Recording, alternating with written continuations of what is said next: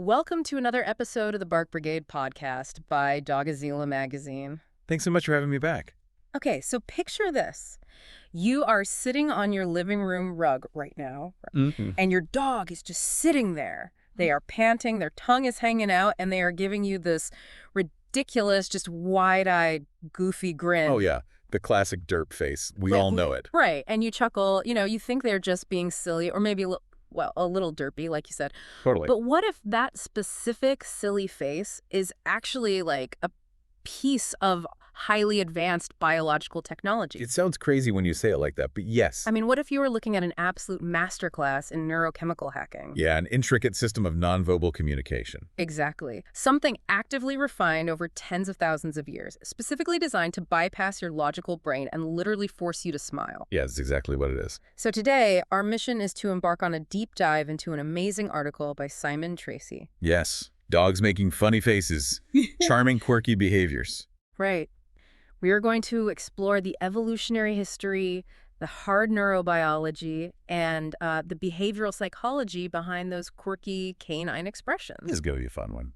We are unpacking how your dog's face basically became the ultimate tool for cross-species survival. Yeah, and it really requires a paradigm shift in how we view our companions. How so? Well, our instinct is to just dismiss a head tilt or a droopy-eyed pout as this charming accident, you know? Right, like they just happen to look cute. Exactly. Yeah.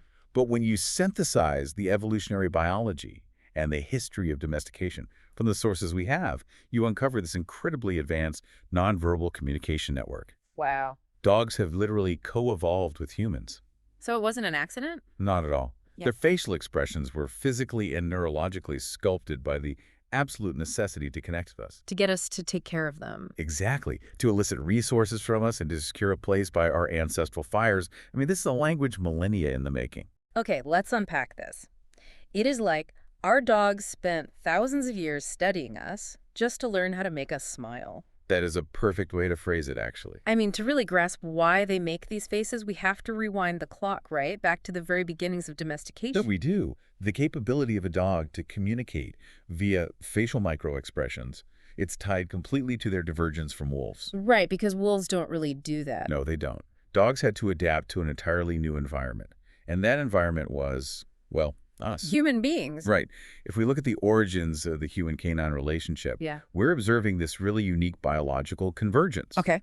Because wolves, they communicate within their packs using very subtle full-body signals, and those are designed for other wolves. Makes sense. But humans, we are deeply primate in our communication style. Oh, meaning we focus on the face. Exactly. We are highly visual, face-centric creatures.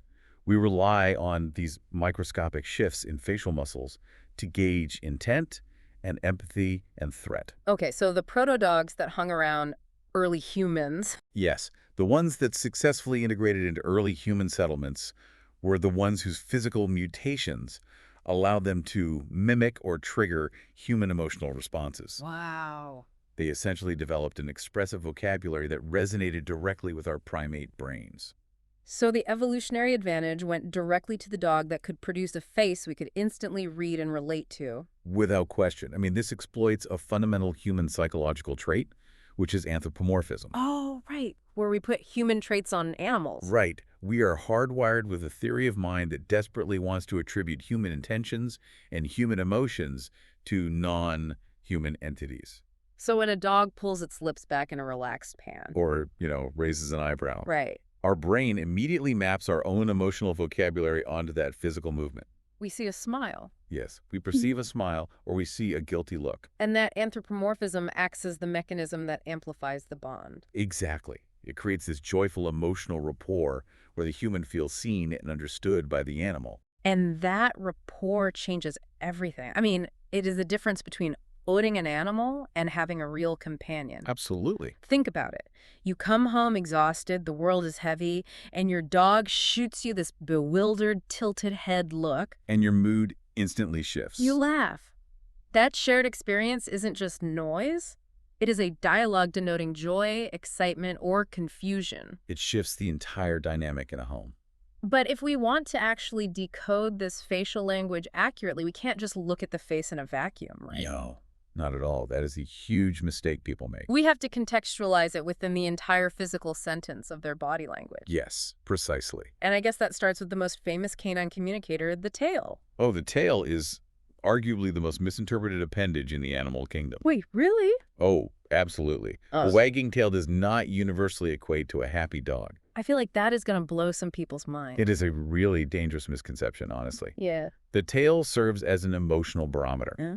And the critical factors you have to look at are altitude, velocity, and lateral bias. So a high, rapid wag. That indicates high arousal. Now, that could be joy, like when you get home from work. Right. But it could also be overstimulation or even agitation. And a slow wag. A slow wag, particularly when the tail is tucked or held low below the spine, that is a strong indicator of insecurity, submission, or even impending defensive aggression. Okay, that makes sense.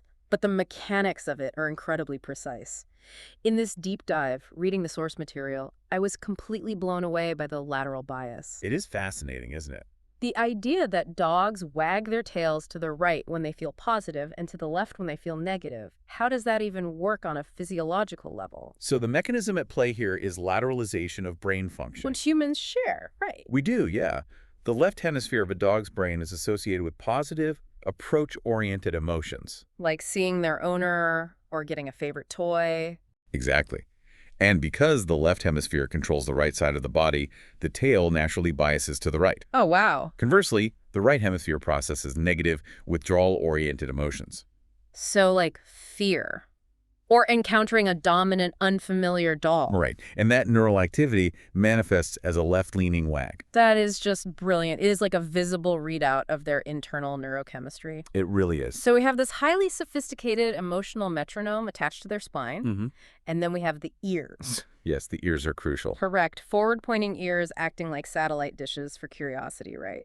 And then pin-back ears signaling fear or submission. You have to synthesize all this data at once. You do. I mean, if you observe pin-back ears coupled with a low, slow, left-leaning tail wag, you are looking at an animal experiencing severe stress. Even if their face looks, well, quote-unquote, smiley. Exactly. If you only look at their face, which might be pulled back in a tight grimace that a human incorrectly reads as a submissive smile, you might approach them. And entirely miss the warning. Completely miss it. Context is everything. Which brings us right to the face itself. Because the mouth is a massive indicator. A huge indicator. A relaxed jaw with a slightly open mouth is the classic look of contentment. Yes, the relaxed pant. But a tight jaw, rigid cheek muscles, and exposed teeth obviously shift the meaning entirely. Entirely. And we see these facial cues combined with full body postures, right? Like the play bow. Oh, the play bow is a fascinating ethological phenomenon. For anyone who doesn't know, that's when the dog lowers its front legs, chest to the ground, while keeping its rear elevated, right? Exactly. In behavioral science, this is known as a metacommunication. A metacommunication, what does that mean? It acts like a punctuation mark. It essentially puts quotation marks around whatever happens next. Oh, interesting. It tells the other dog or the human, hey, whatever roughhousing or biting I do next is strictly play, not aggression. So it frames the whole interaction. Yes. And when you pair that bow with a relaxed jaw, soft eyes, and an open mouth, the communication of joyful intent is just absolute. But wait, if they are utilizing this massive array of tools, the left-right tail wag, the, 18 muscles in the ear, the spinal posture, the tension in the jaw, is the funny face just a single word in a larger sentence? That is a great way to look at it. Like, does the exact same goofy facial expression mean something totally different if the tail is tucked versus if the tail is high? That is the precise way to understand it. Yeah. The face is a modifier. Okay. Consider the eyes. Soft, almond-shaped, relaxed eyes signal deep comfort. Right. But wide, staring eyes where you can see the whites, which is often called whale eye. Oh, yeah, whale eye. That indicates fear, stress, or direct challenge. Okay, so if a dog has wide, sparing eyes alongside a tight jaw and a stiff, immobile tail... Then that wide-eyed funny face is actually a precursor to a bite. Yikes. But if those exact same wide eyes are paired with a play bow and a frantic right-biased tail wag... Then it translates as manic, goofy exhilaration. Exactly. The eyes change the entire translation based on the rest of the body. Wow. And understanding the mechanics of how they physically speak to us leads directly into the core of what is happening inside their brains. Right, the internal triggers for these physical movements. Yes. We are stepping out of body language and into the hard science of canine emotions. And this is where the science has really evolved recently. Because for a long time, the scientific community was really hesitant to attribute complex emotions to dogs, right? Yeah, very hesitant. They feared it was just anthropomorphism. But modern neuroimaging has kind of flipped that on its head. Completely dismantled that hesitation. Specifically, fMRI studies on awake, unrestrained dogs. Which is amazing that they can even get dogs to sit still in an MRI. It takes a lot of training, but it is worth it because it proves dogs have a remarkably complex emotional landscape. Like the caudate nucleus, right? Yes, the caudate nucleus in their brains, which is the region rich in dopamine receptors associated with reward and positive emotion. It lights up in response to the scent of their owners. Wow. In the exact same way a human brain lights up when we see someone we love. That is incredibly validating for anyone who has ever owned a dog. I know, right? When you walk through the door and they completely lose their minds with joy, jumping and wagging, that isn't just a food-seeking reflex. Not at all. It is authentic neurological love. Okay, but here's where it gets really interesting. Okay. The physical evolution that occurred to actually express those emotions to us, the ultimate biological hack, the big puppy eyes. Oh, yes. The puppy dog eyes phenomenon is perhaps the most significant evolutionary adaptation in the history of domestication. I was blown away reading the source article on this. Anatomists discovered that domesticated dogs possess a specific facial muscle. What's it called again? It's called the levator angulio-oculi medialis, or LAOM. LAOM. And what exactly does it do? This muscle is responsible for intensely raising the inner eyebrow. And what is just staggering is that wolves, the direct ancestors of dogs, essentially do not have this muscle. Wait, seriously? Seriously. It is either completely absent or vastly underdeveloped in wolves. So dogs literally grew a brand new muscle in their face specifically for us? Yes. Over millennia, humans unconsciously favored and bred dogs that possessed this muscle mutation. Because raising that inner eyebrow creates a wider, more vulnerable look. Exactly. It makes them look more infant-like. Yeah. And that triggers a massive caregiving response in the human primate brain. It is absolute biological hacking. They look at us, raise that inner eyebrow, and our brains just dump oxytocin into our bloodstream. The maternal bonding hormone. Right. We feel a surge of affection, we forgive them for chewing up the couch, and we hand them a treat. It works every time. And the craziest part is studies show that when they look at us, our oxytocin spikes. Their oxytocin spikes too. It's a mutual neurochemical feedback loop. Yes. And that mutual gaze loop is unique in the animal kingdom. Really? Yeah. Not even chimpanzees, our closest relatives, utilize eye contact to initiate an oxytocin loop with humans. Wow, that is wild. This proves that these funny, endearing faces aren't just parlor tricks. They're deeply relational. So they are genuine reflections of their feelings. It confirms that the funny faces dogs make are genuine, physiological reflections of their internal emotional states. So when a dog tilts its head with curved ears, the curiosity is genuine. Yes. When they are tearing around the yard with that wide-open grin, the joy is genuine. We aren't just projecting onto a blank slate. Not at all. They have a rich, intricate emotional world. And knowing that, observing how genuine those emotions are, makes you look at their daily routines completely differently. It really does add a layer of depth to living with them. Right. The scenarios where these faces peak are so common, yet so complex when you actually know the science behind them. Playtime is probably the most obvious catalyst. Oh, for sure. The state of high arousal during play fundamentally alters their physical presentation. If you've ever thrown a tennis ball for a dog, you know exactly what this looks like. The fetch face. Yes. They sprint after it, scoop it up, and as they come bounding back toward you, they look utterly unhinged in the best way possible. Their eyes are massive, their ears are pinned back by the wind, and their mouth is stretched so wide it looks like a cartoon grin. Well, from a physiological standpoint, that grin serves a dual purpose. Okay, what is the other purpose besides looking happy? Yes, it is the physical embodiment of exhilaration, but the mouth is thrown wide open to maximize oxygen intake for the sprinting muscles. Oh, that makes sense. And the eyes are widened not just in joy, but to increase the peripheral field of vision. To track the moving toy. Exactly, to track the toy and your corresponding movements. The resulting comical expression is really a byproduct of their biology, operating at peak physical and emotional capacity. It is form-meeting function in the funniest way possible. It really is. Now, the second scenario where we see these faces peak is completely different. Their reaction to new sights or smells. Ah, yes. Dogs are exploratory machines. They really are. When they encounter something weird like a strange shadow or a bug on the floor, or you making a bizarre high-pitched noise. They hit you with the ultimate funny face. The intense head tilt? The head tilt is a masterpiece of sensory processing. Is it? I always just thought it meant they were confused. Well, it is not an attempt to look endearing, though that is the secondary effect. Right. When a dog hears an ambiguous or novel sound, they tilt their head to manipulate their sensory antennas. Oh, their ears. Right. By shifting the angle of their ears, they change the time it takes for a sound wave to hit one ear versus the other. Wow. It's a concept known as interval time difference. Wait, so they are literally triangulating the audio. Precisely. It allows their brain to pinpoint the exact vertical and horizontal location of the sound. That is brilliant. They look so confused, but they are actually just processing data at light speed. And there's a visual component to the head tilt as well. Yeah. Yes. A dog's muzzle actually blocks the lower portion of their frontal vision. Oh, like having a nose right between your eyes. Exactly. So by tilting their head, they're moving their nose out of the way so they can clearly see your mouth and lower face. To better read our emotional reaction to whatever strange thing is happening. Exactly.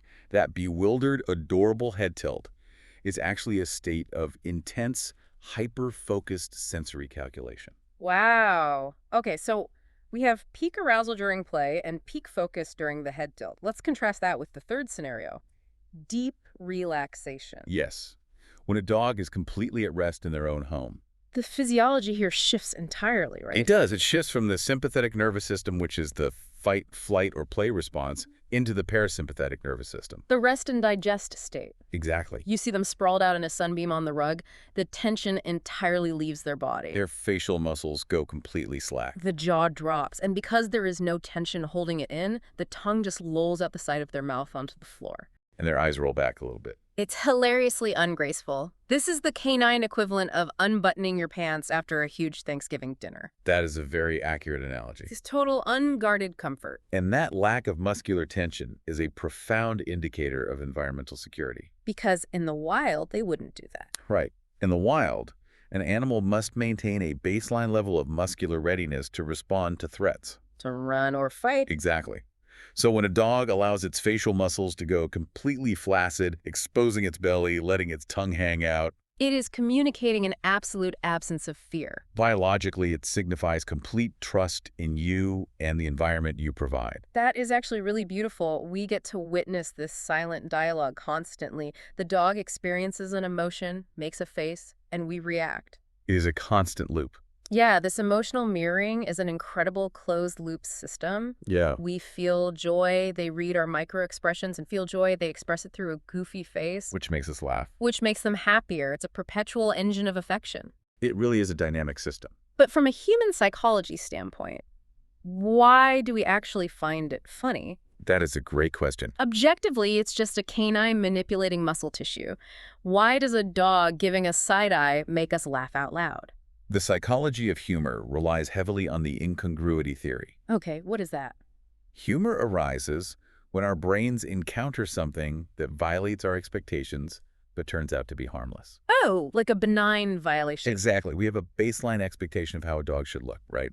Alert, neutral, dog-like. Sure. So when a dog exhibits exaggerated, almost cartoonish expressions, eyes rolling, lips caught on their teeth, a wildly tilted head, it is structurally incongruous. And because of that anthropomorphism we talked about earlier, the incongruity is magnified. Precise. Like if my dog glances at me without turning his head, just giving me the whites of his eyes, the classic side eye, I immediately project human judgment onto him. You give him human motives. Right. The incongruity of a golden retriever acting like a passive-aggressive roommate is objectively hilarious. It is the intersection of their physical flexibility and our cognitive biases. Wow. However, there is an additional layer of behavioral science at play here, which is operant conditioning. Training. Right. When a dog naturally performs an incongruous, funny face, and the human responds with explosive laughter, petting, and maybe a high-value treat. The dog learns very quickly. Yes. Positive reinforcement dictates that behaviors followed by favorable outcomes are highly likely to be repeated. But wait, this brings up a massive question for me. Sure. If I laugh and toss my dog a piece of cheese every time he does a goofy head tilt, Is he genuinely feeling curious and goofy, or is he just doing a bit? That is the big debate. Has he trained me? Is it an authentic emotion or just a transactional performance? That is a highly sophisticated distinction to Yeah. make. The reality is that it transitions from one to the other and often exists as both simultaneously. Oh, okay. So it's not just one or the other. Right. The initial head tilt was an authentic, sensory-driven response to a novel stimulus. Like a weird noise. Yes. But once the dog recognizes the human's positive reaction, the behavior can become instrumental. They realize it works. They might not be feeling the human concept of comedic goofiness, but they are absolutely feeling the positive anticipation of a reward. And the joy of successful social engagement. Exactly. They have learned that a specific muscular movement manipulates their environment favorably. They literally realize, oh, if I use a Leon muscle, the human dispenses serotonin and cheese. Exactly. But we shouldn't view that as cynical manipulation. Yeah. Not at all. In the dynamics of cross-species affection, shared positive experiences are the foundation of the bond. Because it feels good for both of us. Whether the dog is acting out of pure spontaneous joy or learned social behavior, the outcome is the same. The human laughs, the dog feels secure, and the emotional connection is fortified. So humor, even in this asymmetrical form, is an evolutionary pillar of companionship. It is a significant component in the dynamics of affection. So we understand the evolutionary why, the neurochemical how, and the psychological impact. But we have to address the physical hardware. The anatomy. Right, because some dogs are just objectively funnier looking than others. They are undeniable masters of physical comedy based purely on their anatomy. They are. What is making these specific dogs so expressive? Like, why are their faces so special? This requires a look into selective breeding and morphological traits, specifically neoteny and brachycephaly. Okay, those are big words. Let's define neoteny first. Neoteny is the retention of juvenile physical traits into adulthood. So they look like puppies forever. Basically, yes. And brachycephaly refers to the shortened skull and muzzle found in breeds like pugs, bulldogs, and French bulldogs. Ah, the famous sad puppy face. Yes. You look at a basset hound or a pug, and their default resting facial expression is just a comedy of errors. It really is. A bulldog perpetually looks like a grumpy old man who just got handed a confusing tax bill. It's not even an action they're taking, it's just their face. Right, because the breeding of these dogs has profoundly altered their soft tissue and bone structure. Because they have shortened muzzles, loose skin folds, and prominent forward-facing eyes, their facial topography naturally mimics human expressions of bewilderment, melancholy, or surprise. Wow, so their resting face is literally a human emotion. The droopy jowls of a basset hound passively recreate the downward curve of a human frown. Their anatomy operates as a permanent optical illusion for the human brain. And it's not just the static structure, right? You know, it's dynamic, too. Because they possess the exact same specialized facial muscles we discussed earlier, but because of the loose skin, every movement is amplified. Oh, absolutely amplified. Like if a pug uses its LOM muscle to raise its inner eyebrow, the entire forehead wrinkles in this incredibly dramatic, expressive way. The physical context just magnifies the emotional read. It's so humorous and expressive. The morphological exaggeration ensures that their nonverbal signals are completely unmissable. Did we do that on purpose?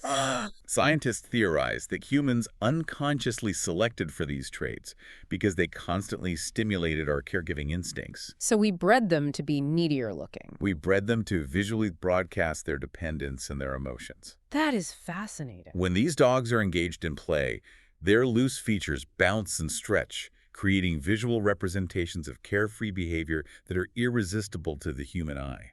So what does this all mean? Bro. I mean, it means your dog's goofy grin isn't a random quirk.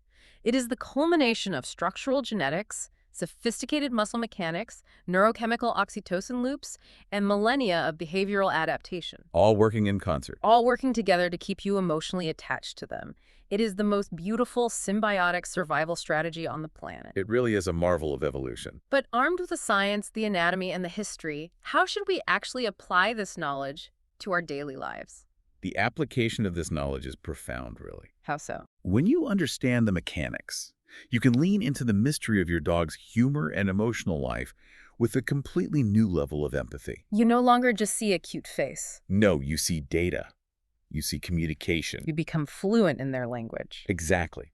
Being in tune to the tension in their jaw or the bias in their tail wag, or the specific tilt of their head, Mm. allows you to meet their needs with incredible precision. Right. If you see the whale eye and the stiff posture, you don't push them. You realize they're stressed and you relieve that stress. But if you see the relaxed jaw on the playbow, you engage. Because reading their funny faces accurately allows us to provide an environment where they feel completely safe and understood. And that leads to a vastly elevated quality of life for both the canine and the human. I couldn't agree more. I urge anyone listening to reframe how they view these moments. Yeah. Every bizarre grimace, every tongue-lolling nap, every manic, wide-eyed sprint is a testament to your dog's unique individuality and their trust in you. They are utilizing tools forged in the Ice Age to communicate with you in your modern living room. It is incredible when you frame it like that. It makes those charming, quirky behaviors feel momentous. It really does. The fleeting moments, the laugh you get when your dog tastes a lemon and contorts their face, or the pure joy they exude when greeting you at the door, these aren't just trivial parts of your day. They're the essence of canine companionship. They bring levity to the mundane, and they remind us that we are capable of bridging the gap between species through simple, shared joy. Beautifully said. So the next time your dog looks at you and makes a completely ridiculous face, don't just laugh it off. Recognize the gravity of it. You are the recipient of a beautiful, multi-millennium story of friendship and evolution. And if we connect this evolutionary timeline to the bigger picture, it leaves us with a truly fascinating hypothesis to ponder. I like where this is going. What is the hypothesis? We've established that thousands of years of human-canine coevolution gave dogs specific facial muscles and behavioral quirks designed to hack human attention through analog face-to-face interaction. Right, they had to look us in the eye. But human behavior is currently undergoing a radical shift. We're always on our phones. Exactly. As dogs spend more and more time observing us, staring down at screens, engaging with phones and augmented reality, our faces are becoming less available to them. Oh, wow. That is true. So will their communication strategies be forced to adapt again? That is a crazy thought. Over the next few centuries, will dogs develop entirely new muscular movements, new vocalizations, or new physical behaviors specifically engineered to break our digital trance and pull our eyes back to them? Wow. Because the biological imperative to connect with us hasn't stopped. The silent dialogue is still evolving. That is something to think about next time you are scrolling on your phone and your dog drops a toy in your lap. Thank you for listening, dear Brigadiers, and if you have any questions, visit the source article on Dogazilla magazine at dogazilla.com. That was all for this episode, and until the next time, bye to all listeners of the Bark Brigade podcast.